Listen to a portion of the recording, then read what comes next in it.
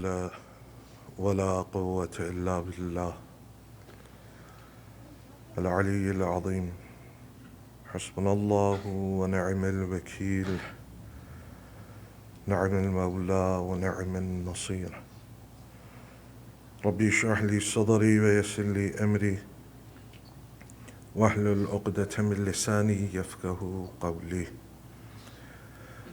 أعوذ بالله من الشيطان اللعين الرجيم. بسم الله الرحمن الرحيم. الحمد لله الذي جعل الحمد مفتاحا لذكره وسببا للمزيد من فضله ودليلا على آلائه وعظمته، ثم الصلاة والسلام وتحية والإكرام على النبي الأمي المكي المدني الهاشمي الذي سمي في السماوات بأحمد وفي الأراضين بأبي القاسم محمد.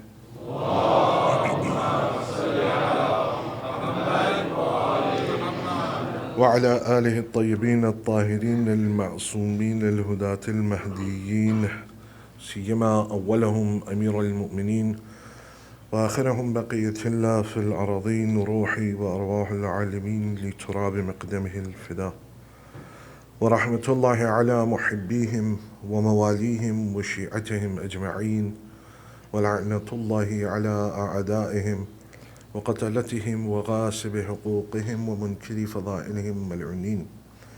أما بعد, for the happiness of Hazrat Zahra Marziyah, for the enlightenment to the graves of Yawm al-Hunayn, of the graves of the Shuhada, Ulama and Siddiqeen, for the safety of the followers of Ahl al-Bayt around the world, and for the safety and the hastening of the reappearance of Hazrat Baqiyatullah al-A'zam Arwahun al-Fida, please recite your loudest salawat.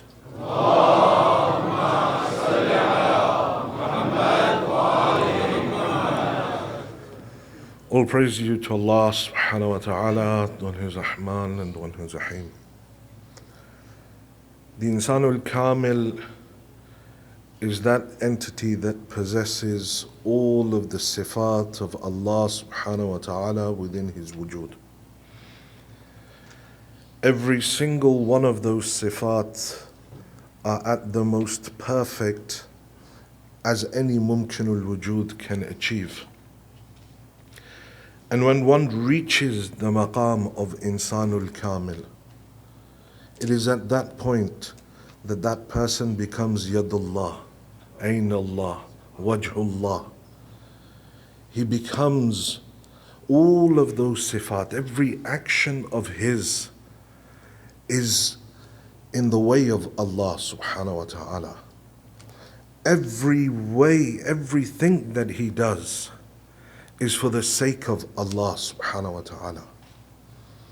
And everything that he does also becomes the will of Allah subhanahu wa ta'ala. It works two ways. Not just that they act upon the will of God, but when they do something, it becomes the will of God. Radiyatan maradiyya. This dual purpose that exists. And so that person becomes the very bina of La ilaha, the very foundations of La ilaha illallah. Yesterday we began looking at one of the characteristics of the Insaan-ul-Kaamil, and that was the one of tawadu', of humbleness. And we said that this characteristic is extremely important for an individual if they wish to progress towards Allah subhanahu wa ta'ala. Especially us in this pursuit of perfection, in this pursuit of Allah subhanahu wa ta'ala. Without tawadu', we can never reach Him. It is one of the greatest sifat karima that we have. It is one of the greatest things that we can inculcate within ourselves. But it is one of the most difficult ones to achieve.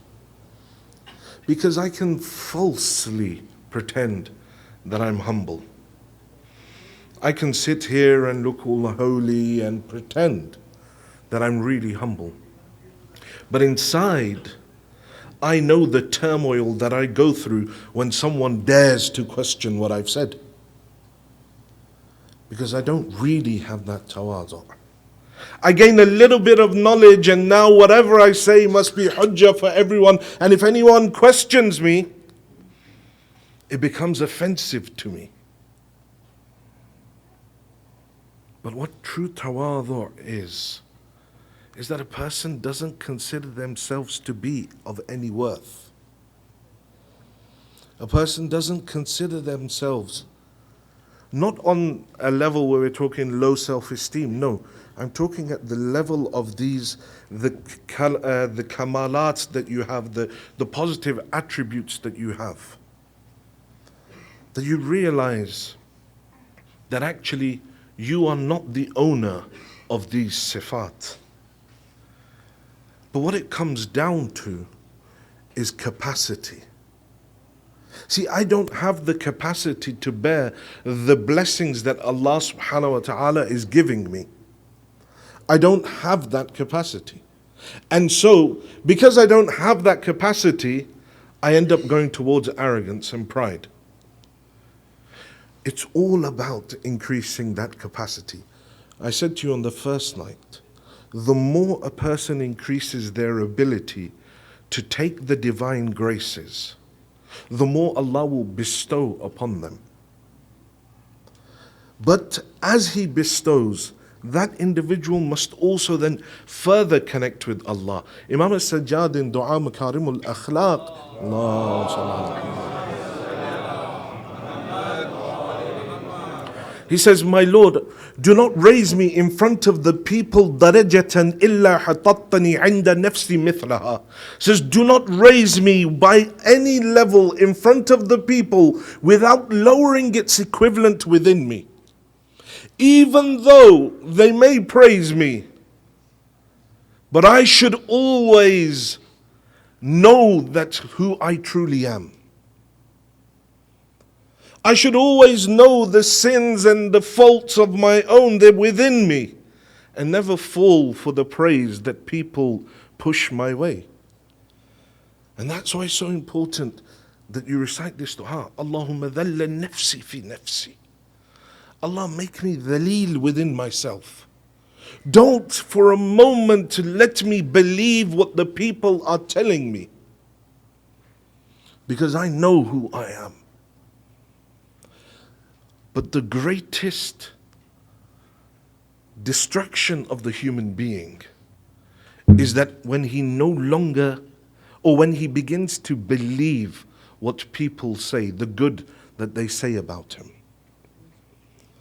The moment that he begins to believe that, that's his way to destruction. The moment that he believes that people should say salam to him, the moment that he feels entitled that people should stand for him.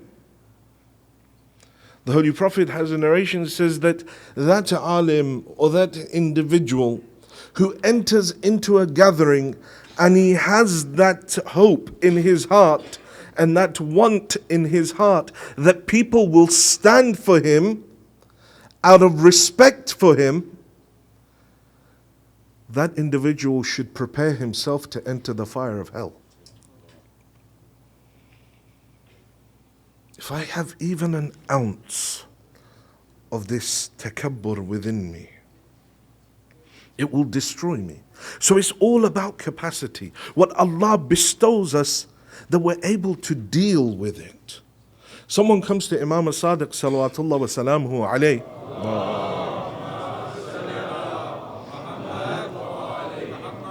He says to the Imam, says, Yabna Rasulillah, teach me the Ism A'zam of Allah subhanahu wa ta'ala. Now, you know the Ism A'zam, the greatest name of Allah. We have many narrations that, there are 72 of those names. And only a handful were given to the Anbiya of Allah. 5 to this Nabi, 7 to this Nabi. But all 72 were given to the Holy Prophet and his Ahlul Bayt. The Ism A'zam is what we often know as that name that a person can recite and they're able to do whatever they want within this dunya. But the Ism A'azam itself isn't a name per se. The Ism A'azam is a state of being. It's not like a magical spell that you recite. The Ism A'azam of Allah is a state of being within yourself. That when it takes hold within you, then you are able to do all of these things that we find in the narrations. But nonetheless, this person comes to the sixth Imam, says to him, that teach me the Ism A'azam of Allah. The Imam says, what are you going to do with it? He says, no, Ya Rasulullah, I really want to learn it. Imam says, fine. Before I tell you, I want you to do something. Go outside of the city and sit at the foot of this bridge. Sit there for the whole day. At the end of the day, come back and tell me what it is that you saw. He says, okay. So this young man goes and he sits on this bridge. The day goes past. At one point, he sees an old man coming. And he's carrying on his head some firewood that he's gathered from the desert. And he's making his way. And as he gets onto this bridge, a young man riding on a horse comes up behind him. Says, move, old man, move out the way, I'm in a rush. This old man can't. He's trying. But this young man rudely telling him, move, move. When he realizes that the old man can't move fast enough, he takes the whip from that he was using on his horse and he whips the back of this old man. Move faster, move faster. And then eventually he takes his foot and he kicks him. This old man falls to the ground, all the firewood spills everywhere, and this young man rides away. The old man gets up, dusts himself off, gathers his firewood, ties it up, places it on his head, and carries on. This young man now comes back to the sixth Imam. Imam says, tell me, what did you see? He says, Ya Rasulullah, I saw the greatest travesty. Said, what is it that you saw? Says, I saw this man coming and this is all that happened. And the Imam says to him, so if you had the Ism A'azam, what would you have done at that point? Says, Ya Rasulullah, I would have held that young man to account with the power of the Ism A'azam. The Imam smiles at him. Says, that man that was kicked onto the ground, that old man that you are worrying for, he was one of our companions and he has the Ism A'azam of Allah. But he has the capacity to know when it should be used and when it should not be. It's not for your own zat. It's not for your own self. Tawadhu', that humbleness. If I had the Ism A'azam of Allah subhanahu wa ta'ala in that traffic outside, I would have been using it, get out the way, get out the way, get there on time, huh? Because I don't have the capacity to bear that. So when we increase our capacity, and the more humble we become, the quieter we become. It's like the old adage, it is the empty vessel that makes the most noise. The one that has nothing always wants to speak about the little that they have. But those that have ma'rifah, those that have something, will not go around, banging their drum and talking about everything that they've been given. It's about that capacity. Humbleness is one of those sifat karima. It is one of those characteristics that is possessed by the ma'soom malaika of Allah. This tawadhu'. One day, Jibreel is sitting with Rasulullah sallallahu alayhi wa alihi wa sallam.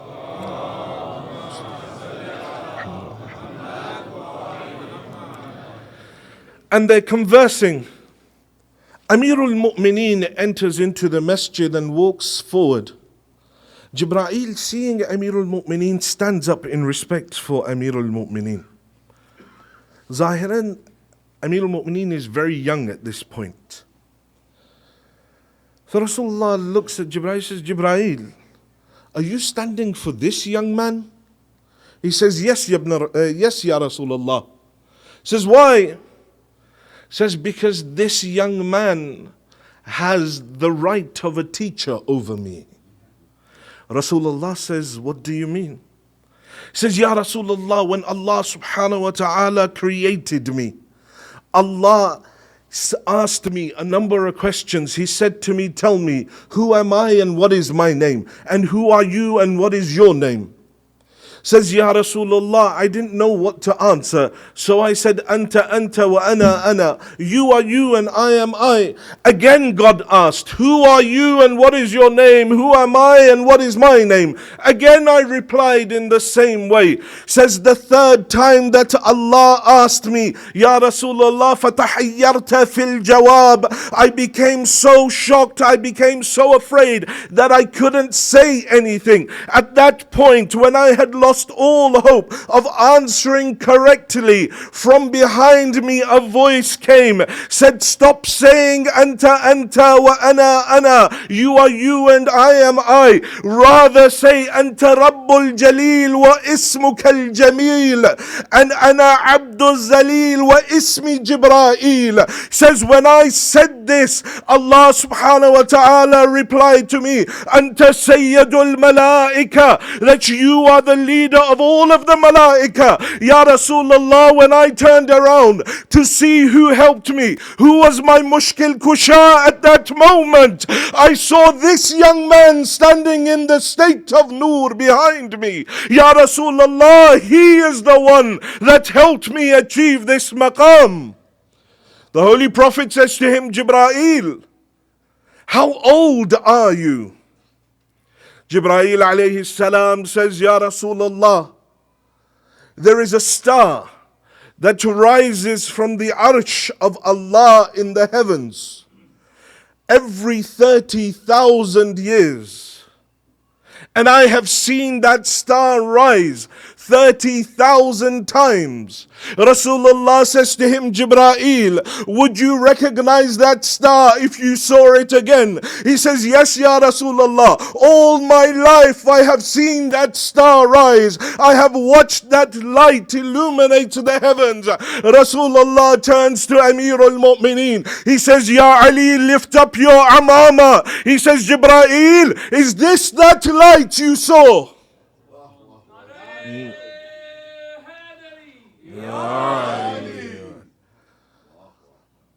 Even the angels, tawadhu', this humbleness is one of those sifat of even the angels. When we don't have tawadhu', it creates three of the most dangerous spiritual diseases within the human being. Imam al-Hassan salawatullah wa salamuhu alayhi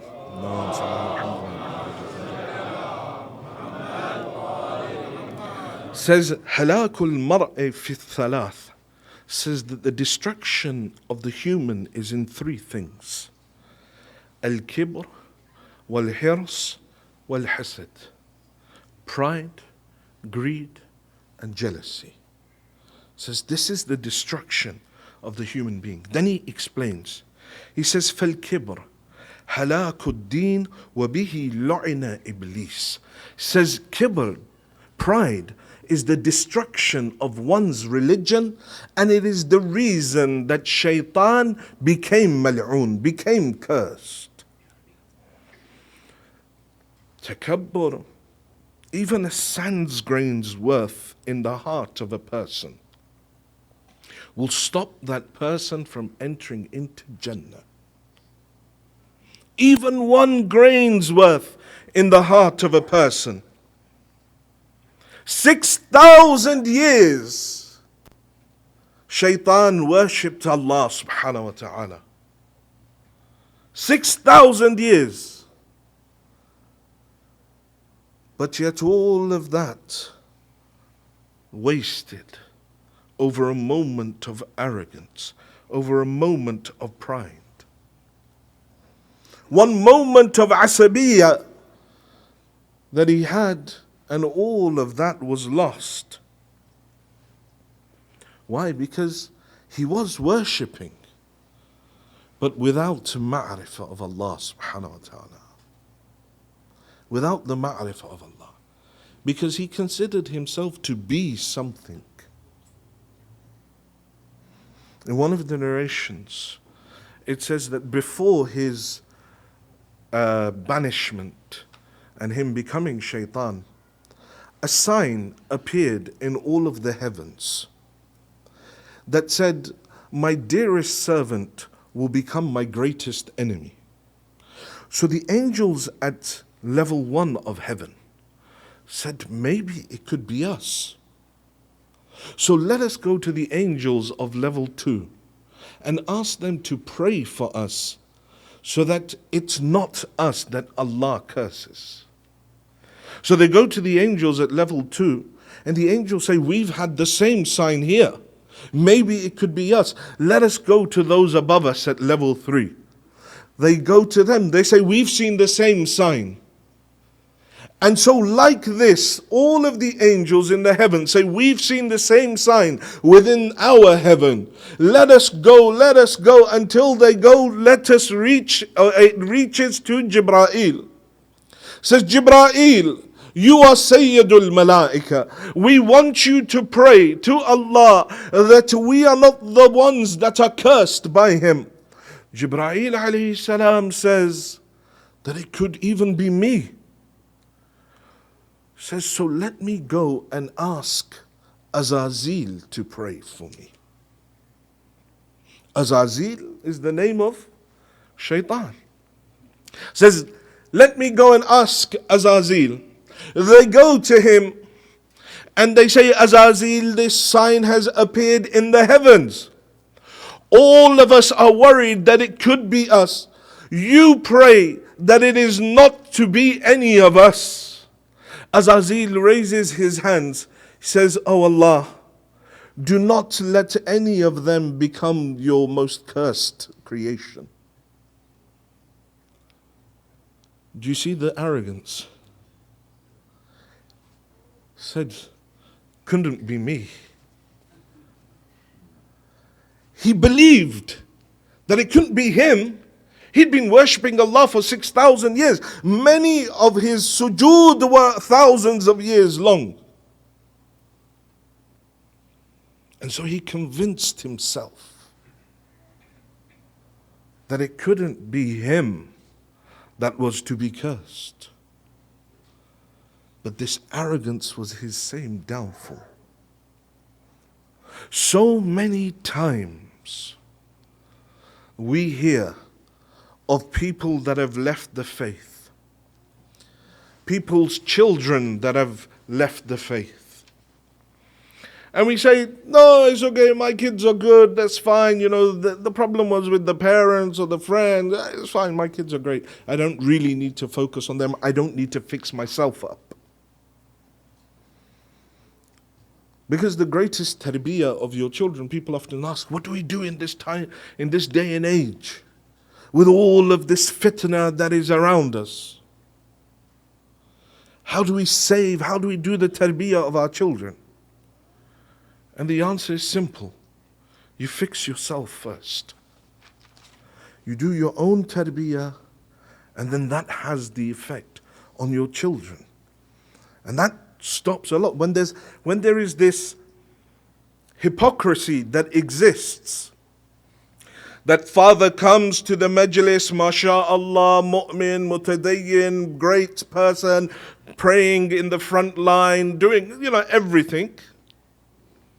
But when he goes home, his akhlaq towards his wife, his akhlaq to his children is such that it's like shimmer is there. And so when this hypocrisy exists, that he sits in the majlis of Ahlul Bayt alayhimus salam, learns about all of these things, but when he goes home, none of that applies. At home, he's a ruthless tyrant. At home, everyone is walking on eggshells around him because of the mood swings. So when this hypocrisy exists, it leads to corruption. But all the time, I'm saying, it just couldn't be me. Can't be me. I said, on the member, I give majalis. It's not going to happen to me. But it's that same arrogance that destroys even someone who's done worship of Allah for 6,000 years. That arrogance, even for, the people will be brought on Yawm-ul-Qiyamah.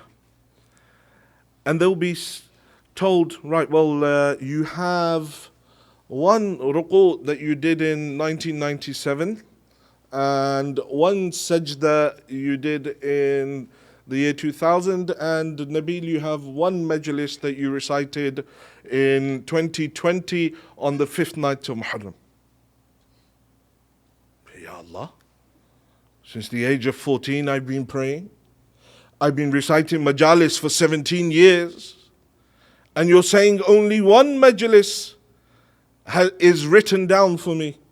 Only one ruku' and one sajda. Says, yes, you recited all of them. But you recited them for yourself or for others. Nothing was really qurbatan ilallah. You spoke of the member that which you knew the people would like. That which would create clips for you. That which would make you viral. So now go and ask them for your reward. Arrogance is the one thing that will destroy thousands of years of ibadat. The second thing the Imam says, وَالْحِرْص عَدُوُّ النَّفْسِ. Greed is the enemy of the nafs.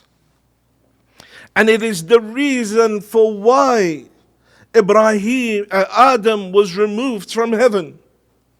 This desire to taste that plant. Greed is something which is constantly needs to be fed. And the one that is attached to the dunya will always have this greed. Imam Sadiq salawatullah wa salamuhu alayh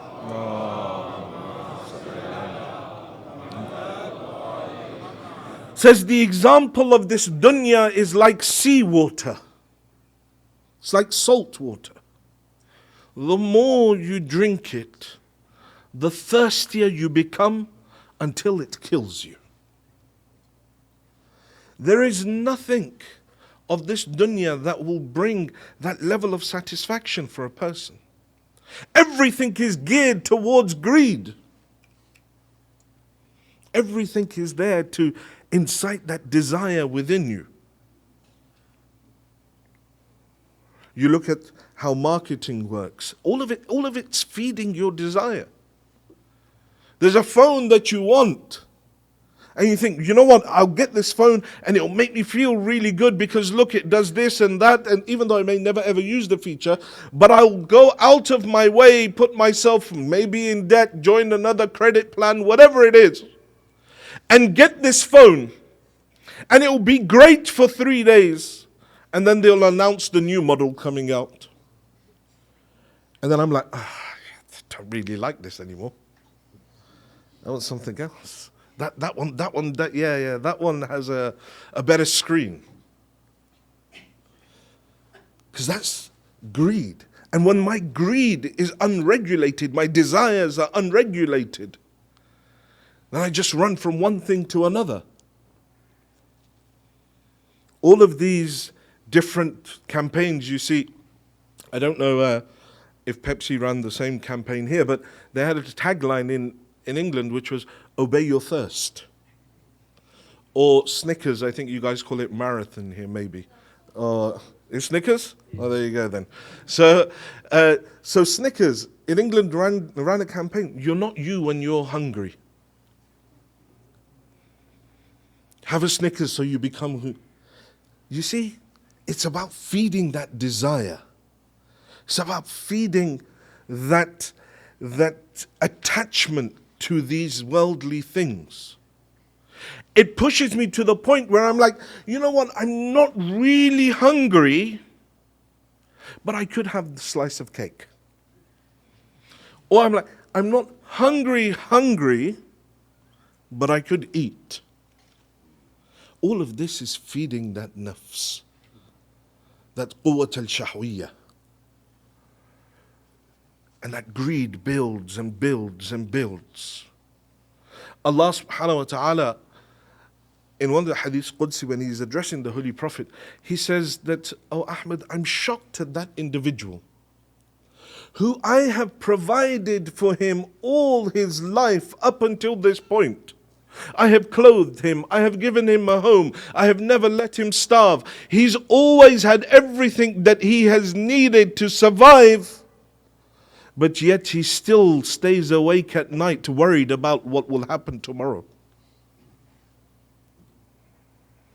The one that is, oh, what's going to happen? And one of the easiest ways to understand this is when it comes to our children. I work day and night. Oh, you know what? I got to leave my children something. I'm setting up for my children. You know, they'll be able to use it. That's not a bad thing. But when I do it at the detriment of my own spiritual growth and at the detriment of my deen, then yes, it's definitely a bad thing. What will my children do after me? I'm worried about them. I've got to save for them. I've got to buy them things. I've got to get them set up for their lives. Musa alayhi salam, when his time of death came, he said, ask Allah subhanahu wa ta'ala, to the angel of death, he said, ask Allah, just give me a few moments. Let me just go and see my children. Allah says, give him a few moments. So Musa alayhi salam goes in to see his children. And he's crying. He says, look, I'm leaving now. And he's weeping. Say, Father, are you crying out of the fear of death? Musa alayhi salam says, no. I'm worried what's going to happen to you after me. Allah subhanahu wa ta'ala sends down Jibreel. Says, Jibreel, show him. Says, Musa, we have to show you something. What is it? Jibreel moves his wing and all of existence parts, and they find themselves at the bank of the Nile. Jibreel again moves his wing and the Nile splits open, and underneath all of those thousands of gallons of water is a small rock. He moves his wing again and the rock lifts up, and underneath the rock is a small ant-like creature with a blade of grass in its mouth consuming it. Allah subhanahu wa ta'ala reveals to Musa, says, Musa, I am that Lord that does not forget about the rizq of this tiny ant under all of this creation. Do you think that I will leave your children? Our fear for our children at the detriment of our own deen is linked to our greed and our attachment of the dunya. Because I don't have yaqeen that Allah is providing for them. I don't have yaqeen that Allah is providing for me. I think it's all for me, from me. I'm doing all this hard work. I built this house. I educated these children. I went to and did this degree.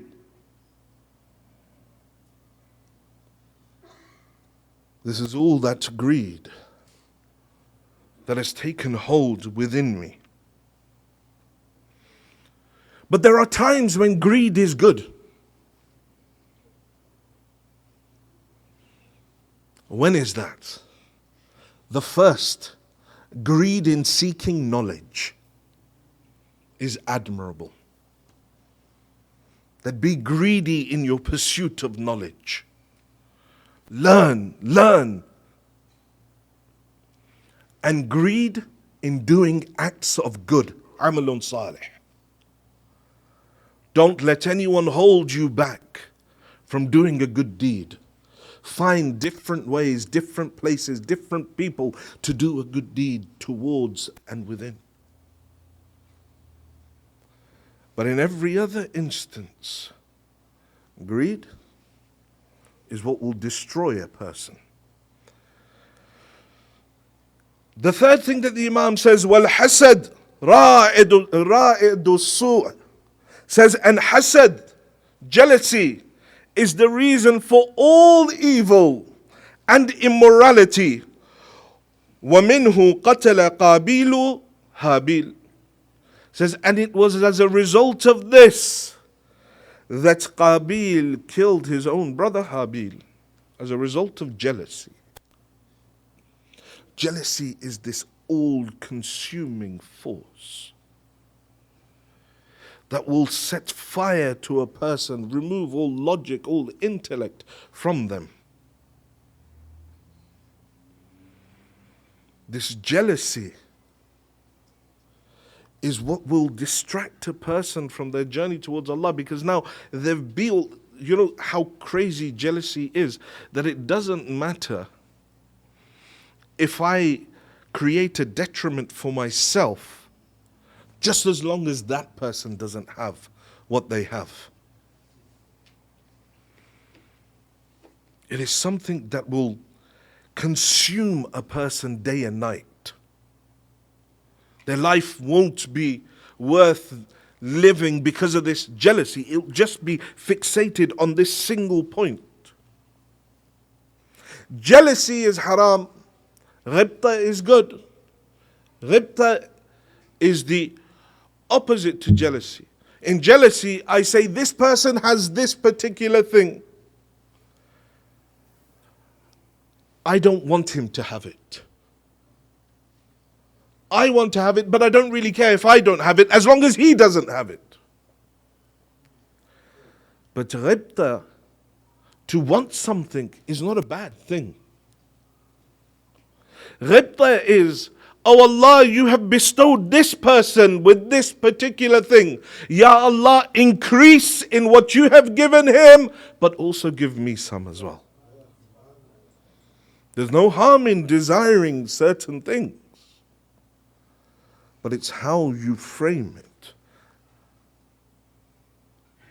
Pride, jealousy, these things will consume a person. And we are drowning in all of this dunya, in the darkness of this dunya, consumed by jealousy, consumed by anger, consumed by all of these spiritual diseases, that I can't see the light anymore.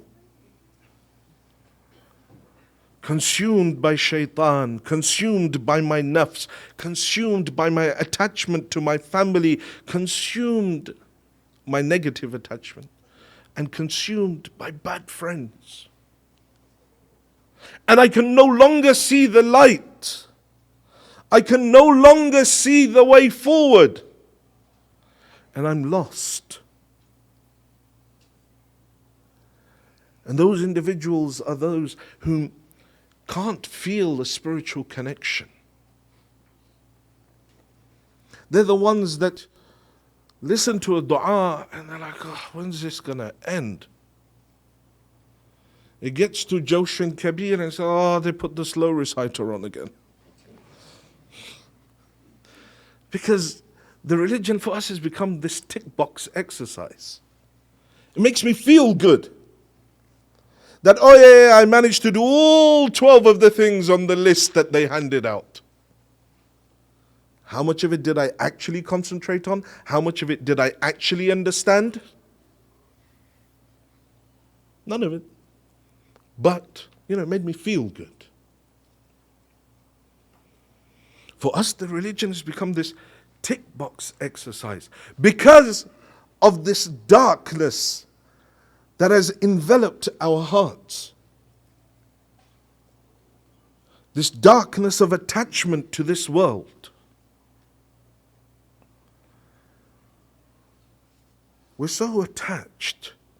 And then we teach this to the next generation as well. We teach our children how to have hubb ad-dunya as well. We tell them that, I bought you this toy. Listen, my friend's kids coming over, don't bring this toy out, okay? Because they'll break it. Whereas the child, naturally, his inclination is to share. But we create this greed in them. We're like, no, don't bring this one out, okay? We inculcate the spiritual diseases into the next generation.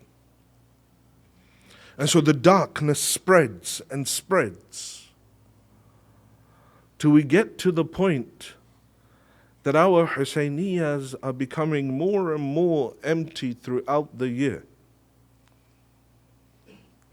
We get to the point where fathers and mothers are coming, but children have no desire to attend the masjid.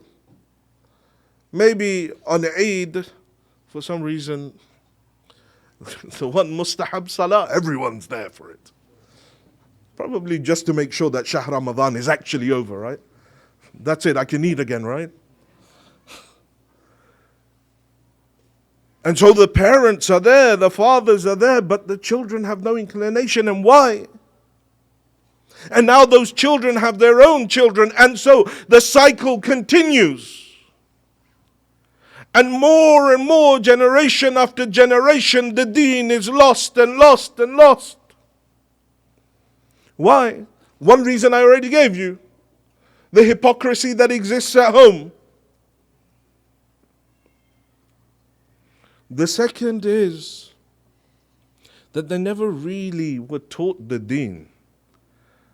They were never really said, look, recite Quran. It was more like, you better pass this exam, you better get this job, buy this house, do this. Everything that we do, we gear them to the dunya. That's not to say you don't teach them about the dunya. I'm not telling you to make hermits that go up and live in caves somewhere and don't have any sort of wherewithal in the world. But the fact that we can't balance this because we ourselves are being consumed. And the only way out of this darkness, the hearts that are rusted, they can't cry for Abu Abdullah. They struggle. They can't shed a tear during dua. They don't shed a tear when they think about their sins. Because it's a heart that has been consumed with the darkness. A heart that has been taught only attachment to the dunya. And a heart that doesn't know how to humble themselves in front of Allah. But if we want to get out of this darkness, then do what Yunus alayhi salam did. In the darkness of the belly of the whale, when there seemed to be no hope, إِذْ نَادَى فِي الظُّلُمَاتِ. The great Arif Ayatollah Fatimi Nia Marhum would say this particular line, saying the darkness of this being consumed by your sins and your attachment to this world, do what Yunus did. فَنَادَى فِي الظُّلُمَاتِ. He called out in the darkness of the belly of that whale, لَا إِلَهَ إِلَّا أَنْتَ سُبْحَانَكَ إِنِّي كُنْتُم مِّنَ الظَّالِمِينَ. And what does Allah subhanahu wa ta'ala say? When He recites that dhikr, Allah says, فَاسْتَجَبْنَا لَهُ وَنَجَّيْنَاهُ. And so we saved him. And this is the beauty of that connection with Allah. Allah is that Rahim Lord, that merciful Lord, that even for a moment, if you turn back to Him, He will take you out with that true intention. He will take you out of the darkness and bring you towards that light. You just have to put it all on the line in front of him. And what better way to do it than with the wasila of Ahlul Bayt alayhimus salam. Tawadhu' is an essential part of the spiritual journey of an individual. To be humble. How is it that I create this humbleness within myself? One simple way. Realize that nothing you have is yours. You are never the one that's manifested anything. You are mumkinul wujud, if you remember yesterday's lecture. You're a contingent being. The only reason you see is because Allah, you draw from His name. You don't manifest anything yourself. Otherwise, ask those that are old to bring back their youth. If it was something dhati, if it was something innate that you had within yourself, you should be able to bring it back. Ask the one that was rich and has become poor to will back his wealth. But you can't.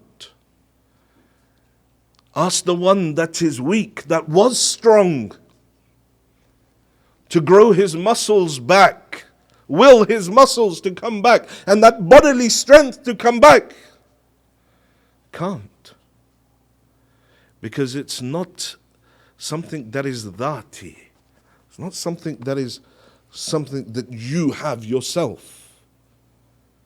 It is what Allah has bestowed on you. Thus you can't will it to come back. Having tawadhu' is very important. And what better way to humble yourself than through the event of Carabella and the day of Ashura.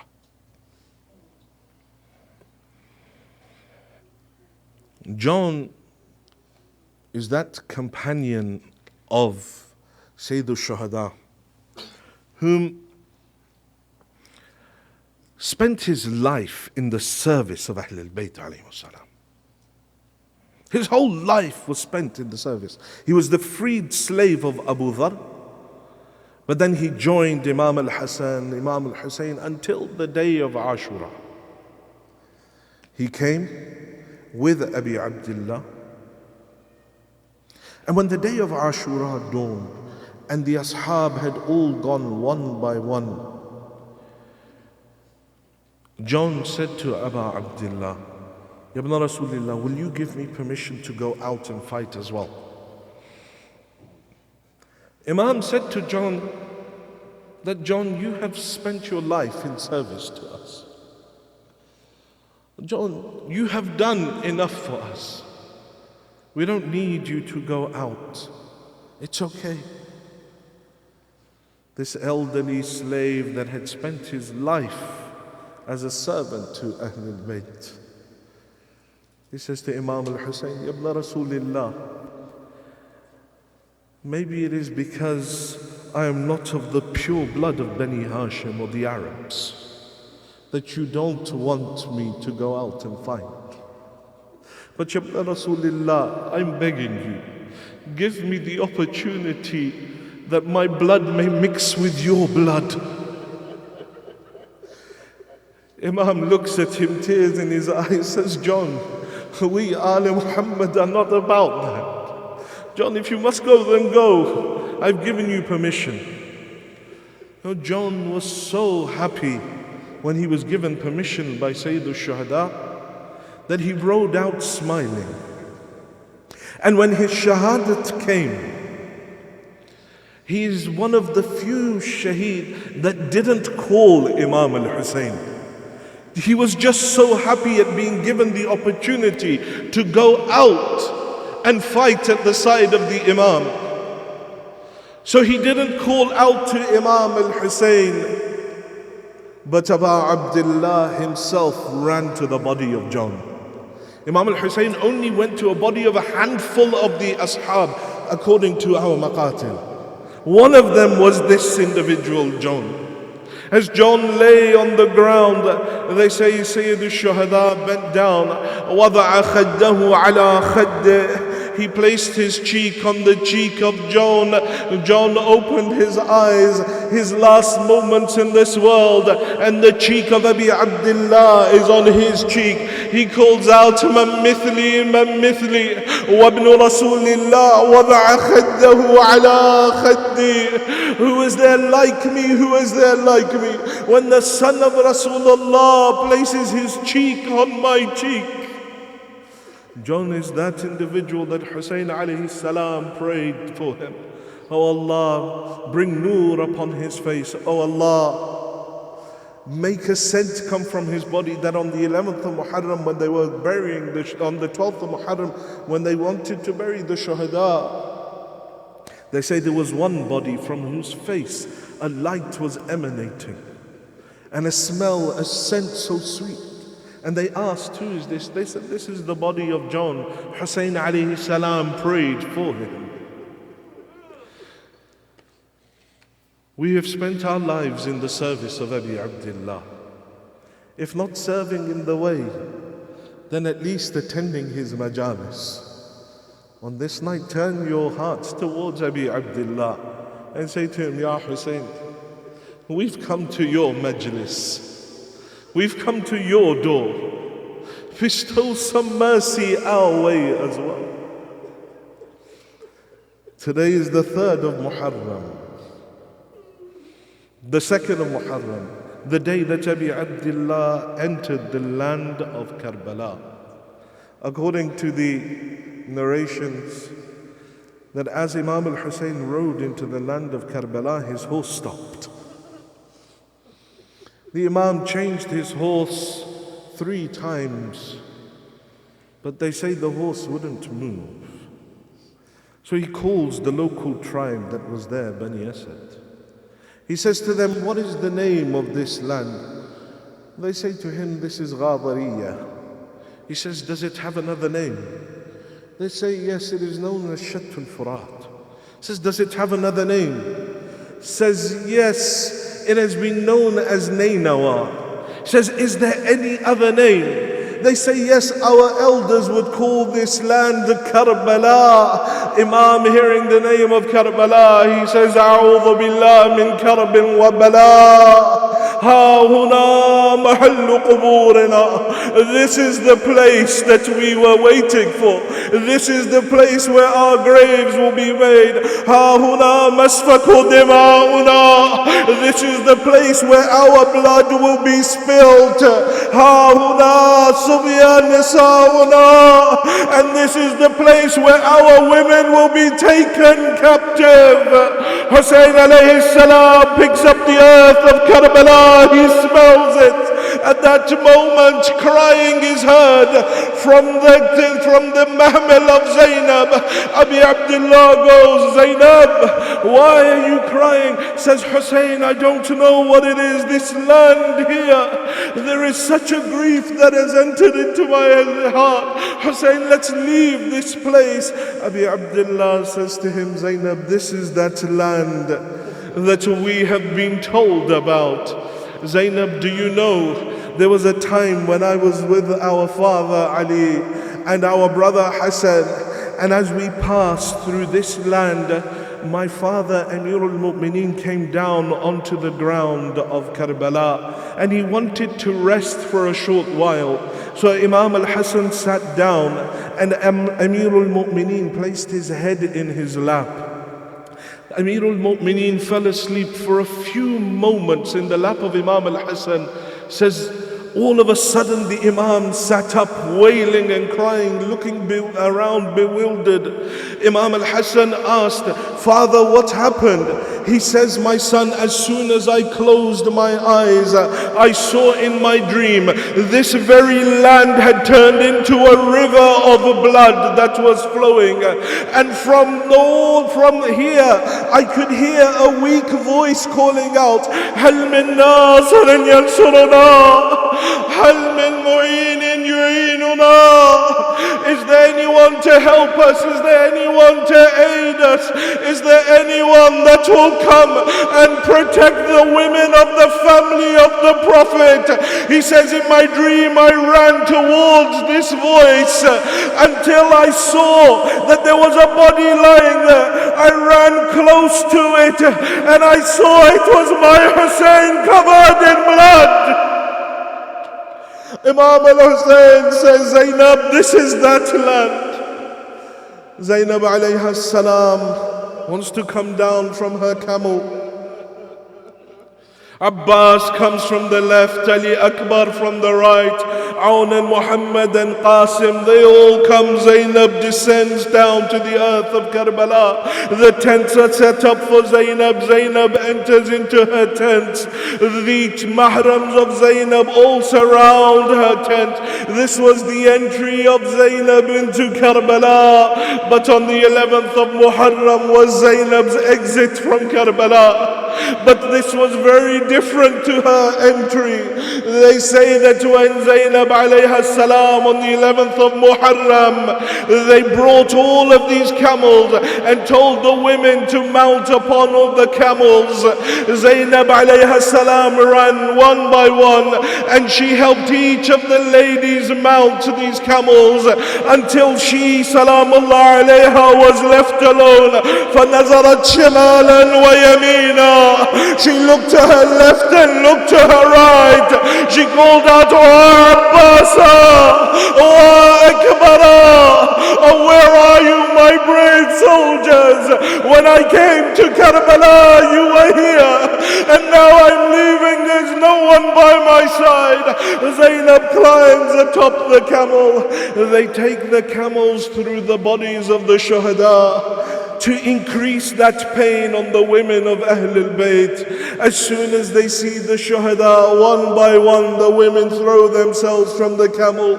In the distance, Zainab sees at a slightly lower place a body that is covered in arrows and spears and rocks that surround it. Zainab throws herself from the camel to the earth of Karbala. You heard it very simply from me. But Zainab's falling on the day of the 11th of Muharram is no ordinary falling. Ali Akbar fell from his horse, but he was a man and he fell from the height of a horse. Yes, Qasim was young, but he was a man that fell from the height of a horse. Abbas fell from his horse. Yes, Abbas's arms had been severed, but he was a man that fell from the height of a horse. This Zainab on the 11th of Muharram, when she falls from her camel, she's a woman falling from the height of a camel, and Zainab's hands are tied around her neck. When she falls to the ground, she falls upon her face. Zainab stands, she runs towards that body. As she runs, she sits down, then she stands again, and she runs and sits down, then she stands for a while, runs and then sits again until she reaches the body of her brother. They say, why is it Zainab stood and sat? I said, maybe one of the reasons is that Zainab was tired from Sham-e Ghariban. She couldn't sustain that running. But they say the other reason for why Zainab ran and sat was that on the day of Ashura, when they trampled the body of Abi Abdullah under the hooves of the horses, the limbs of the Imam became separated from his body. Now as Zainab runs to her Hussein, she goes and she finds a part of her brother. She sits down, she kisses it. She runs again towards her brother, finding his severed limbs from his body, until she reaches that body of her brother. brother. And there Zainab looks towards that severed body, and the first thing she says to him is, Anta akhi, are you my brother Hussein in this state? ألا لعنة الله على القوم الظالمين وسيعلم الذين ظلموا أي منقلب ينقلبون إنا لله وإنا إليه راجعون. Ya Allah, for the sake of these tears, Ya Allah, forgive our sins. Ya Allah, forgive the sins of our parents. Ya Allah, those of our parents that are alive, give them long lives. Those of our parents that have left this world, give them a place next to Ali Muhammad in Jannah. Oh Allah, those who are ill, give them shifa'ah. Those who are in debt, clear their debts. Ya Allah, soften our hearts to be able to drop tears for Imam al-Hussein alayhi salam. Ya Allah, forgive those sins of ours that stop tears from falling from our eyes. Ya Allah, accept all of our azar in these nights.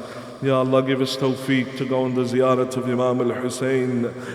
Ya Allah, hasten the reappearance of the Imam of our time and allow us to be amongst his true muntadhareen, his true waiters, Matam Hussein.